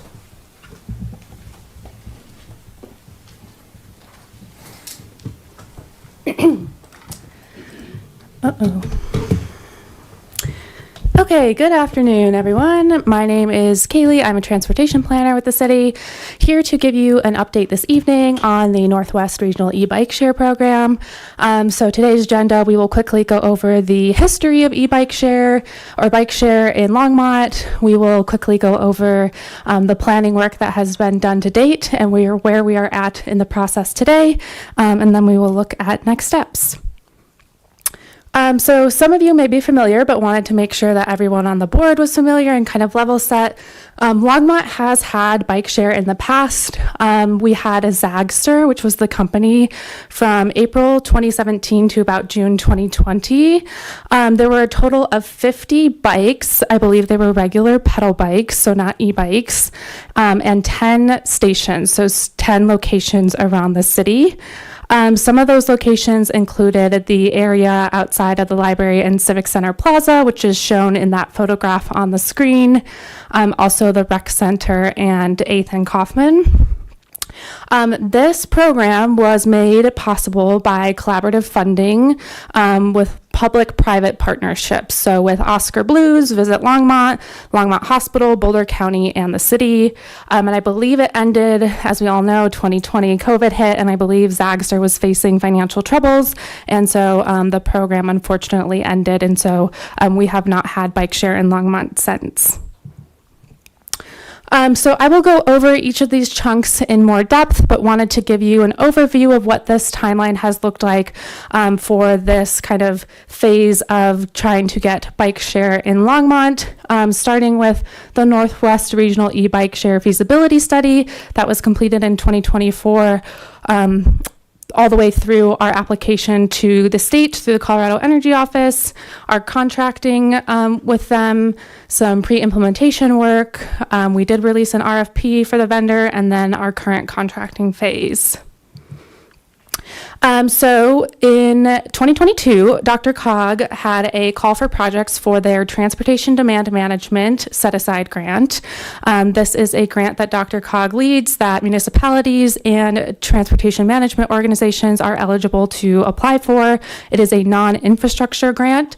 So most of those grants are either studies or marketing and communications. It's funded by CMAQ. So again, non-infrastructure grant. And so Commuting Solutions, which is one of the transportation management organizations that covers Longmont, applied for this grant for a feasibility study of expanding e-bike share in their service area. Their service area covers the 36 corridors, so that does include City of Boulder, City of Longmont, Superior, Westminster, Broomfield. And so essentially that study looked at baseline data. They had community engagement, public surveys, partner meetings to really answer the question, would expanding Boulder B-Cycle or expanding regional e-bike share be feasible? And the study did find that that was feasible. And so that study wrapped up at the end of 2024. And that was kind of the catalyst for our grant application. And so this is just a screenshot from Commuting Solutions website, mainly just to highlight that Commuting Solutions and their regional partners, regional municipalities, have been working on bike share in the region for quite some time, starting all the way back in 2008 to the completion of that feasibility study. So like I mentioned, that feasibility study wrapped up in 2024 and was really the catalyst for this application to the Colorado Energy Office. They have a community accelerated mobility program. Sorry for the lowercase there, camp grant. And so in October of 2024, Longmont, along with our co-applicants, which are, again, the municipalities that are in the Commuting Solutions TMO service area, decided to apply for an implementation grant. So the thought process was, we have this feasibility study. The study showed it was feasible. We just need funding for implementation. Let's apply for this grant. And so Longmont was the lead applicant because the state did not want to contract with 6 municipalities. And so Longmont was the lead, and then we had our co-applicants. Those include Boulder County, Broomfield, Commuting Solutions, Lafayette, Superior, and Westminster. I will note that obviously City of Boulder is not on this list. They have an existing bike share program there. They've had that for years. So they were not a part of this specific grant process, but they were a part of the feasibility study, and they have been a partner in our process. They're obviously a very important partner in our process for regional connectivity. So they're not really referenced in this presentation very much, but I did want to point out we are working with City of Boulder. It's not lost on us, but they're just not a part of this grant. And so the grant was for a docked system and for e-bikes only. So it won't be free floating. You'll have to start and end your trip at physical infrastructure. And so we were awarded $1.5 million, and our IGA with the state was fully executed on March 2025. And so once we had that IGA with the state, we kicked off work with our municipal partners, and it quickly became apparent to us that there was quite a bit of what I call pre-implementation work that we needed to do. There was a lot of nitty-gritty that maybe was not addressed in the feasibility study that we needed to work out as a group. So, questions around governance, like how are we going to make decisions as a group? How do we want to work as a group? What parameters do we need to put on ourselves as a group? Questions around ownership model. So if you're familiar with bike share, you'll know that there are several different types of ownership model. Some municipalities outright own the infrastructure and bikes, and then they have a private vendor or a nonprofit operate the system. Some lease the bikes. Some just have the vendor come in and put the bikes on the ground, and the cities don't own any of the infrastructure. So, as a region, what type of ownership model do we want? We had to ask ourselves for a regulatory framework. How is permitting going to work? In terms of having 5 different municipal partners, each with their own permitting process, what does that look like? What is the timeline for that? Code updates. Do we at the City of Longmont need to update our municipal code? Does anyone else need to? The City of Boulder actually has a specific e-bike and e-scooter share in their municipal code. So do we need to do that as well? Are we going to charge the vendor fees? So you get the picture. There's all these questions that we need to ask ourselves as a group and figure out as a group. So this was months of pre-implementation work. Leading up to the release of the RFP in order to select a vendor. We did have to go out to RFP to select a vendor that was written in the grant and with our IGA with the state. And of course, as I mentioned, one of the kind of big overhead questions we were asking ourselves as a group is, Boulder has an existing system. We're going to go out to RFP. How are we going to ensure seamless connections to the existing system in the region? So once we kind of felt good about answering all those questions and we kind of smoothed out some road humps, for lack of a better word, we did go out, like I said, for a request for proposal to select a vendor. We went through what's called a best value added process, which is a little bit different than a normal RFP process. It is a completely blind process, and we scored in real time with all of our municipal partners. So there was at least one representative from each city on our scoring board. Like I said, we scored in real time. It went really fast. It was a very fast process. And then, sorry, I didn't update that last bullet point there, but we did award a contract with B-Cycle. So it is the same vendor as the City of Boulder. Which is great. That makes the regional connectivity very seamless and very easy. And our contract with B-Cycle was finalized at the end of March this year, 2026. So that kind of leads us into our contracting process. I cannot stress enough how big of a lift this contracting process has been. The city has to have a IGA with each of the municipal partners, which outlines the terms for grant funding allocation and reimbursement. So we have 5 IGAs along with our contract with B-Cycle and our contract with Commuting Solutions. So we are essentially working with 7 different contracts in this process. It is a giant lift. And so those partner IGAs are necessary because the City of Longmont is the lead applicant. We are the only ones receiving funding for the state, and we had to figure out how are we going to get the funding that the state is giving us to our municipal partners. And so we had to have an IGA to make that, to outline those terms and conditions. And then our contract with B-Cycle obviously is the vendor, and then our contract with Commuting Solutions, like I said, they are the TMO, and they will be leading the marketing, communications, community engagement, and branding efforts as written in our application.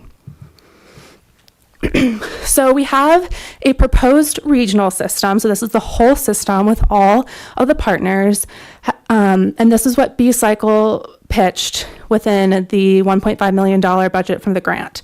And part of that grant budget is going towards communications and marketing. So with the leftover budget, we have 110 e-bikes and 190 docks. And those are individual docks. Those are like the inverted U-rack shaped docks. They're very flexible in terms of configuration and where B-Cycle can put them. They can be easily moved. So they're not like a giant, like in this picture, you see all the bikes in like one giant block straight line. These docks will be a little bit different. It'll be, like I said, those kind of inverted U-rack shaped docks instead, individual. So that 190 is individual U-racks. So that's the proposed system. And then each partner will have its own contract with B-Cycle, and then each partner will work with B-Cycle as well as the group to determine station locations. Station locations are being determined by a number of things. The first one being relying on the expertise of the vendor. I believe B-Cycle has about 300, maybe 400 e-bikes in Boulder, so they are kind of the expert in the region. So leaning on the expertise and their kind of ideas of locations. So that's one. The second one is looking at, just best practices nationally, looking at NABSA and NACDO in terms of their station siting guides. We do have requirements from our grant, so locations do need to be near transit hubs or bus stops and disproportionately impacted communities. And then us in Longmont, and I'm sure our municipal partners are doing a similar process, is we are working with internal departments to look at those station locations as well. So reaching out to our Parks Department, reaching out to the Downtown Development Authority, reaching out to our housing folks, reaching out to our planning folks, reaching out to community and neighborhood resources. So it's kind of a hodgepodge or a 4-pronged approach, if you will, on where to put these bikes. But as a group, zooming out, looking at the regional system, these locations will be near transit, will be near disproportionately impacted communities, key community destinations, affordable housing, and trail and park connections.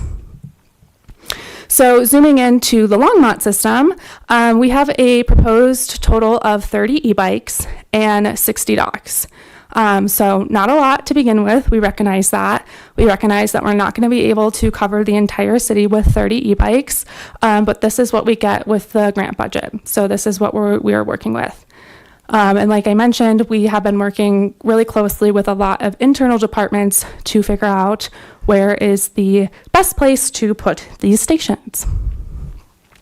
So this is a draft list of some proposed station locations. Again, these came from the vendor, these came from our internal work, these came from the variety of things that I had mentioned previously. They kind of fall into 3 buckets. We have key community destinations, so that would be like the library, the civic center, the museum, the rec center.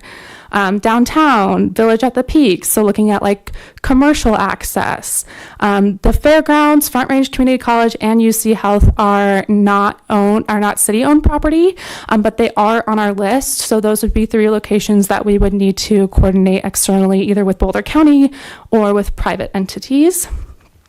Transit connections, as I mentioned, the 8th and Kaufman Park and Ride on our new beautiful Kaufman Street, and then Colorado 119 in Hover for that regional connection to the brand new Colorado 119 bikeway, which is coming soon.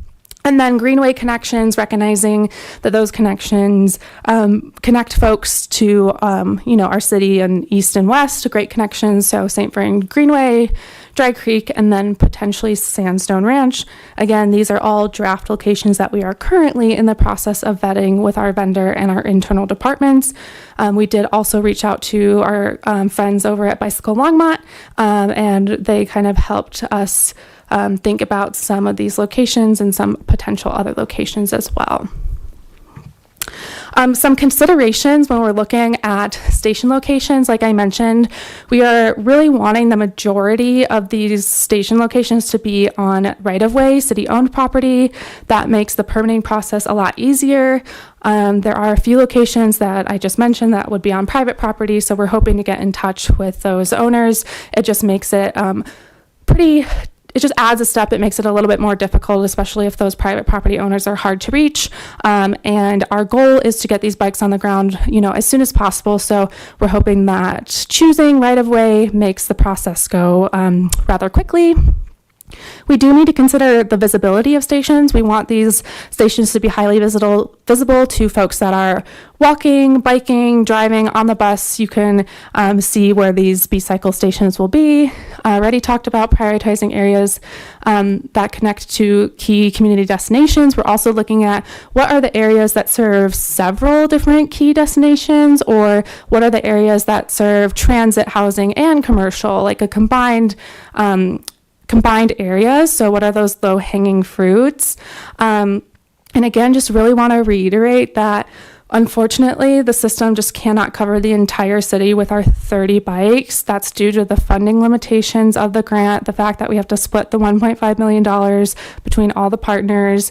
And so this is hopefully just a pilot phase or a phase 1 launch, and we can hopefully find more sustainable sources of funding and grow the program in the future. But for now, we're really trying to prioritize those areas, like I said, that connect to several of those overlapping transit, housing, and commercial.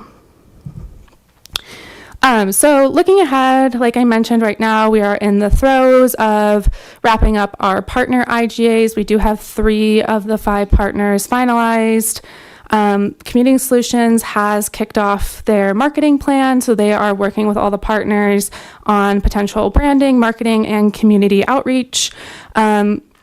I should have mentioned this at the beginning, so I apologize, but the idea is that the bikes and the stations will launch in a phased approach. So each of the partners, all the partners are not launching at the same time. Not everyone will get bikes on the ground at the same time. The intention is that Longmont will be the first to go as the kind of lead applicant and as the most ready. So our ideal time frame is to get the bikes on the ground in July. That is pending some other details that we just need to figure out with the state, but that is our ideal timeline, is this summer. And then Superior and Westminster will probably be shortly after us, later in the summer. And then our partners over at Boulder County and Broomfield will be later, probably next summer or even later than that.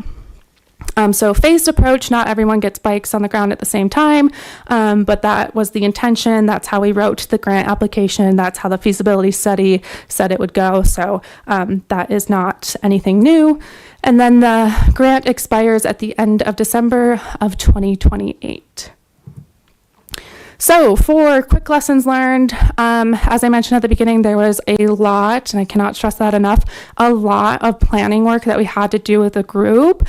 And so hindsight's 2020, I think we all recognize that a good next step perhaps would have been applying for a planning grant instead of an implementation grant, but we did apply for an implementation grant. So we had to squeeze kind of planning and implementation in a time frame that was really only meant for implementation. Just being clear with our communication with the group, figuring out group dynamics. It is a large group. I don't believe the Transportation Planning Department has ever had a grant this large with 5 municipal partners and 2 other partners. So, just figuring out how that works and how to navigate those challenges. And then, of course, we do have quite a few requirements that the grant outlines that we just have to abide by because it's in our IGA with the state. So that does add just an extra layer of administrative work, of planning, and of considerations. So with that, I'm happy to take any questions. Well, thank you, Kaylee. That's a very, yeah. A very exciting project. So also a lot of work to implement. So any questions from other board members? Thanks for the update. That's a very ambitious project. I have one question. Riding the bikes will be fee-based, right? The riders will pay a fee. Will the fee be set to raise revenue to allow the system to expand, or will future expansion rely solely on additional grant funding? Yeah, that's a great question. So B-Cycle will be setting the user fees. I believe they'll be really similar, if not the same, to the user fees that they have in Boulder. So we don't have a say in what those user fees will be like. In terms of will it be reinvested into the project, I think that depends on how much revenue we get from those fees. I am anticipating that the revenue from the user fees will be a lot less than the revenue or than what is spent on the project. So I believe that B-Cycle has mentioned the idea of getting sponsorships for sustainable funding in terms of what organizations or companies are in Longmont that might be interested in employee memberships. Those are kind of bigger packages that would be more expensive, and that would go a long way into making sure that we have a sustainable revenue source, or just advertising sponsorships, things like that. So to answer your question, I believe B-Cycle is leaning more towards getting additional revenue in the form of sponsorships or another grant or other sources rather than just the user fees. Thanks. I have a couple, and then you can go. Question is kind of the, so we're getting 30 bikes, 60 docks. What is our share of the cost compared to the other communities? Yeah, sorry, I should have included that. So we based the grant split by the however many docks each municipal was getting, what percentage of the 190 docks that was. And so Longmont's is the largest share. I don't remember off the top of my head like what percentage of that is, or what the actual. Yeah, it's proportional to the number of docks. So, like, for example, the town of Superior, I think, is getting, like, don't quote me on this, but, like, 15 e-bikes and 30 docks. And so theirs is proportional to, like, 30 divided by 190, where ours is proportional to 60 divided by 190. Okay. Do we have a estimate of what it costs per 10 docks or any sort of calculation for expandability is what I'm getting to? Yeah, so B-Cycle gave us like what it costs per e-bike and what it costs per dock, but they gave it to us based on 110 e-bikes and 190 docks. Like they gave us that price based on the regional system. I believe that price kind of changes as you look at like the system as a whole in terms of like operating costs. Like that would change if we had 400 e-bikes versus 200. So we tried to get like a specific like cost per dock and cost per bike from B-Cycle, and they were trying to explain to us that they couldn't give us that specific number because it is dependent on like the size of the system. Okay. And then I saw kind of end goal being 2028. Obviously, hopefully it's well used and we can expand it more. But I'm assuming we're also thinking of First and Main. They'll kind of start 2029. I'm thinking, and then 28. 28 as well. And then, Sorry. hopefully the sugar mill at some point in the near future. 68. Okay. But then have we also thought about other kind of private developments? Like I know kind of the idea is the easy way road is the public right of way, but what about getting funding also? Maybe don't know that this is more of I would say Councilor Popkin's question is incentives for other developments to have a docking and they pay for it within the system. Yeah. So kind of two things there. So yeah, like I mentioned, like UC Health Long's Peak Hospital is on that list of potential locations. So utilizing our TMO partners to reach out to those private property owners or companies and asking if they're interested, and kind of, the TMOs are the experts in those business outreach. That's what they do. So leveraging our TMOs and commuting solutions. And then as you all are aware, we did apply for and were awarded funding for implementation of a transportation demand management policy for new development and redevelopment. So looking at what are the opportunities to include either a fee or infrastructure, or what that might look like to help support bike share on private property. So I think that the TDM ordinance is a great opportunity to do just that. Okay, I think so as well. I'll leave it to Popkin now. You can ask everything you want, Chair. I will try to stay focused here, but Kaylee, I'd love to follow up with you and talk about kind of the rollout of this. I've seen bike shares implemented in a couple places. First question, so because B-Cycle already provides the service for Boulder, if someone takes their bike from our dock to Boulder, can they integrate and park there? Yes. So okay, great.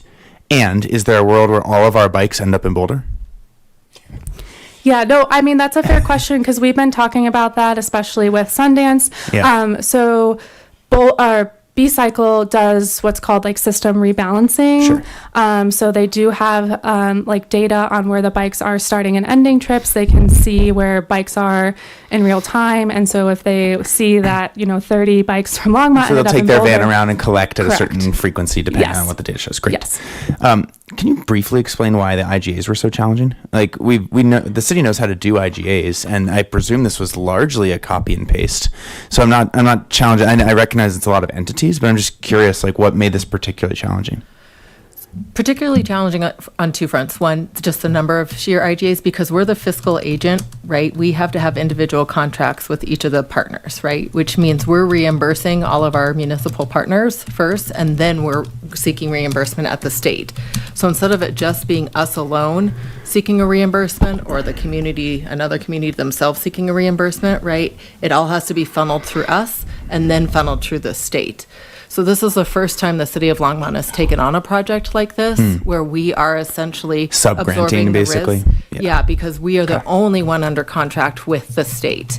So we have the TMO subcontract, the regional partner subcontract, and then the vendor subcontract.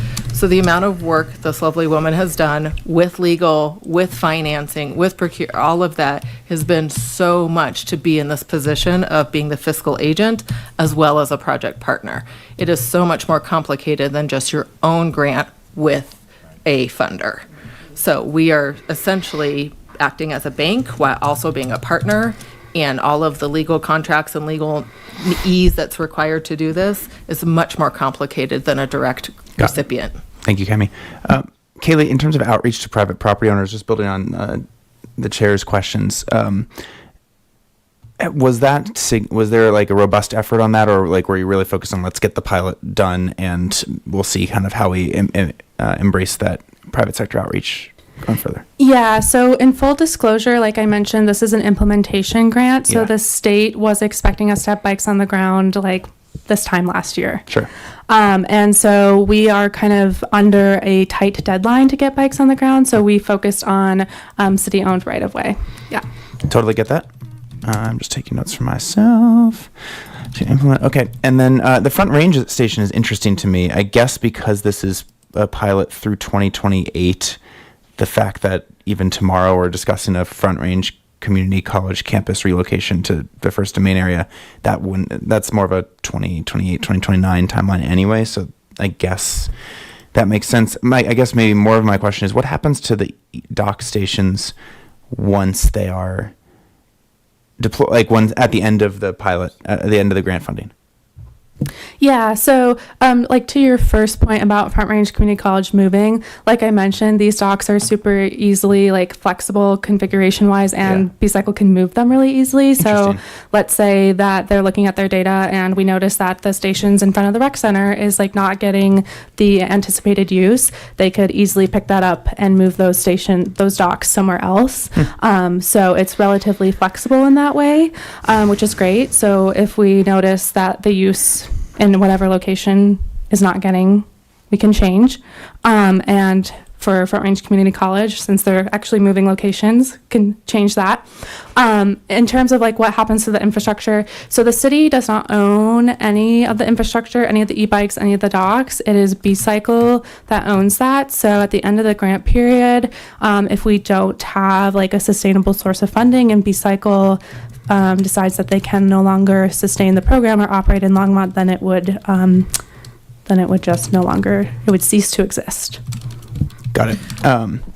I will add that the intention with all the grant partners is to obviously look for sustainable funding and grow phase 2 and look at private, partnerships. Like the whole region is already committed to what would it look like beyond. No one wants to start this just to see this go away. Great. So I've already been intention thinking about here. some policy ideas for this too, so I won't overcomplicate the conversation right now, but happy to discuss with any, I guess, well, I don't want to violate open meetings here, but at least happy to discuss with staff and plant some seeds that maybe can come back to TAB for some feedback as well. Maybe the last question I will ask, since it's very germane to what this board was just discussing over the last few months, is the short-term bike parking policy. And I'm curious, I don't want to overcomplicate this, and I know this is a policy question, but if the option for deployment of bike parking was either short-term bike parking or an e-bike station at certain areas, I'd be curious if that would help us scale deployment, recognizing that we'd have to figure out whether they are leasing the infrastructure or paying for it. There'd be that little complication wrinkle versus installing permanent infrastructure. Happy to take that offline if it's a deeper conversation, but I just wanted to plant that seed since we are actively looking at a policy right now. That's all. Just planting the seed. I will end by saying I've lived in a city with a robust bike share before. I love it. Docked bike shares are like one of my favorite multimodal solutions, so I'm really excited for this.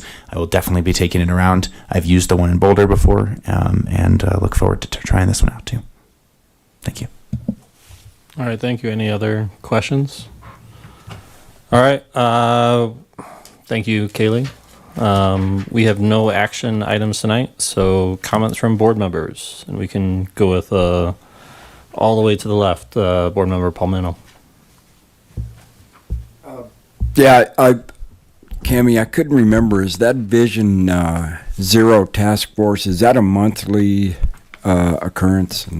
It is, and the next one is actually happening this Thursday at the Senior Center if anyone is interested in going. Okay, and I was wondering, is that Oh, no, sorry, it's not monthly. It's every 2 months. every 2 months? Yes, Okay. so I apologize. Yeah, so it's on the even months throughout the year. Yeah, and maybe I wonder do we have that update on that task force as a standing agenda item for the tab then, or is that something? We do not have it as a standing. Okay. We don't have really any standing agenda items for a tab. Okay. A frequent, or at least a periodic update, I think would be helpful in sort of following up on board members McInerney's Yeah. comments earlier. So we'll I think definitely, we've definitely come on a regular basis and we'll continue to do that through staff updates or Okay. formal or informational items throughout the year. informational. Yeah. Okay, great. And it will definitely, you'll see more and more of it now that we are, in the process of releasing our RFP and getting consultant Yeah. to wrap it up. You'll hear a lot more about it more frequently Okay. because we're able to really There's more. bring it to completion here sooner rather than later since the funding did come through. Okay. Oh, sure. Hi. I'm going to interject for a second. Just to clarify, because I think this gets confused a lot, the task force is a volunteer group of community members. They're not making decisions. So I'm happy to provide staff updates, but typically we're updating them about the work that we're doing.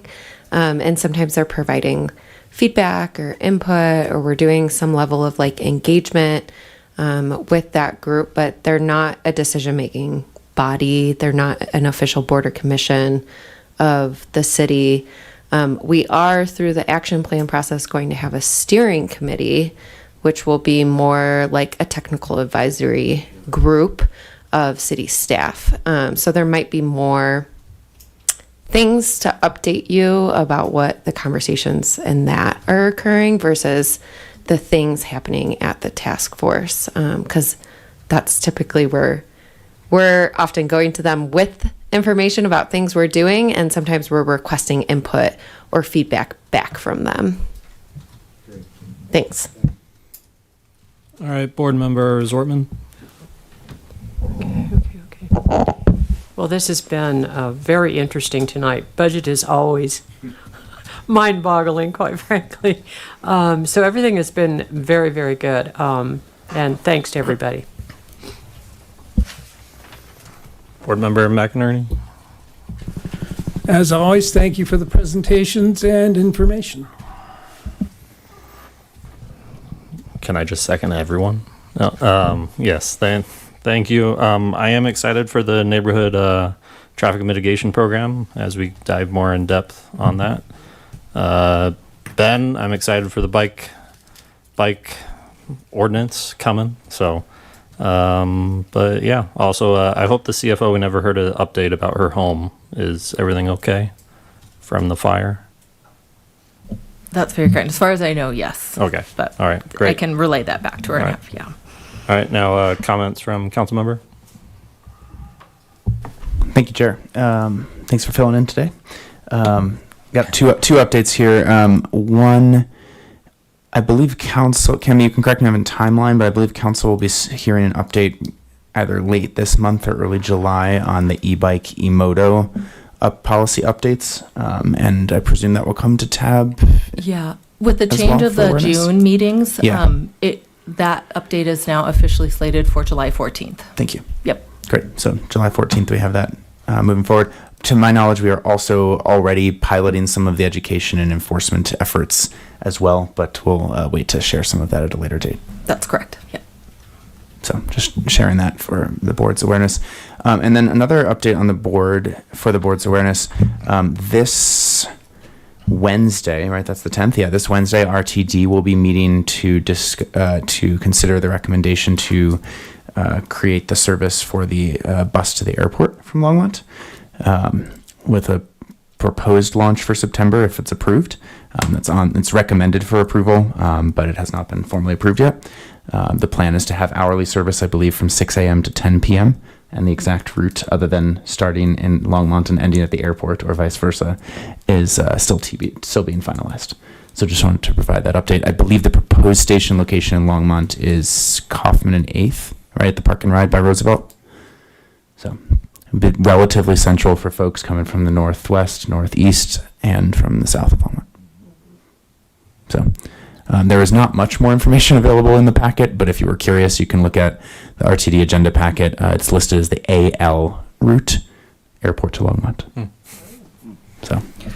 So that information just came out today, which is Yeah. why we didn't have a chance to make a update about it. So yes, but AL is in airport Longmont route. Yep. I similar think- to the AB for Airport Boulder. So that's it's following the same naming convention. Yes. So look for Al. Yeah. How creative. Yes. Anyway, thank you. I think that's everything on my end, unless someone had a question for me. I'll keep the mic on. Oops. I just deleted you. Would there be long-term parking available at 8th and Kaufman? Yeah, so that's at the Kaufman Park and Ride by Roosevelt already. So there's both there should be long-term and ish parking there already. It's a pretty decent parking lot. And you also have the secure bike shelter that's already there. All right, that's right next to that if I recall correctly. So what I might suggest is that we talk about this next month when we'll have the details and we'll know what the board is recommending or approving. And we have slated when we're talking about maybe the next proposed agenda items, if we want to roll right into that, is we've invited our RTD board directors to come next month. So while this is pitched on paper, none of it is confirmed yet. So I don't want us to get too far ahead of the game until we know exactly what is actually on deck, even though we know we're getting a service and we know it's grant funded. and they have Very- put on very- paper their proposal, but until it's, Very, very understandable. I think we're just very Yeah. excited. it is exciting. It's very I- much great I news. need an airport bus tomorrow. So. That you won't have. Literally. You So- won't, yeah, you're the only one who's excited or feels the same way. I suggest getting your way to the 36 and Flatirons Crossing area, All right. where you can pick it up for cheap. Yeah, if you do have questions, but the proposed location according to the packet is 8th and Kaufman. If you haven't checked out that place recently, that's the parking lot just north of the the rec center that's there and just east of the ice pavilion. So feel free to check that out. Take a look at the offerings that we already have there, so you can understand what you're walking, biking, or driving to pick up the bus. Okay. Items for Yeah. next so- agenda. So just building off of that, right now, new members are slated to start in July. This is what I'm going to caveat, is that we might have to play with our July, August, September plans a little bit. In the event council doesn't get them approved in time, they canceled their last meeting of the month in June, so it's kind of thrown off council's agendas.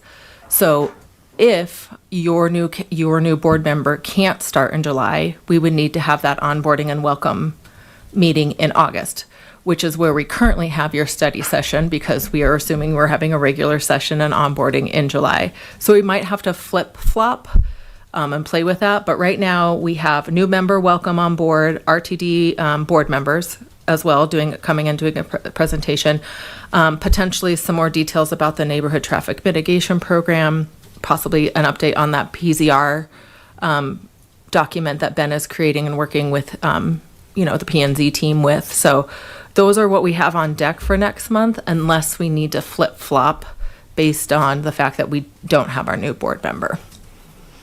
With August being slated for your first study session, if we could keep it there, and then September would follow up with other potential topics such as Yes. maybe traffic mitigation or maybe Vision Zero. So we've got some of the other topics you've all identified slated to come back in September. So does this significantly ruin kind of the rest of the year schedule if there's all of a sudden some flipping? Well, we're realizing that if we flip it again, it means our two planned study sessions are ending up really close Yeah. together. And with all the topics that you all wanted to cover we might have to revisit if 2 study sessions this year makes sense with the Yeah. way just the cookies crumbled this year. And do we want to repurpose the second study session and to be able to cover the number of topics that we'd like to bring to you and that you have asked to hear from us. So we may have to reconsider a second study session. Okay. So if we do keep a study session in August, what we might do is next month is then say if we had to pick, what topic would you prioritize your study session for out of the 2 in case we only do get 1 this year? And right now you had identified kind of the standards as one study session, and I believe it was roundabouts as like a second topic. So we can play with that, up for discussion. But right now, you're slated for August being the standards, kind of MUTCD, NACDO, ASHTO. How do those things come into play, and how are we using those resources within the city along that? Yep. So then I just encourage a counselor, get these new people in. All right. Well, this concludes the meeting. Can I get a motion to adjourn?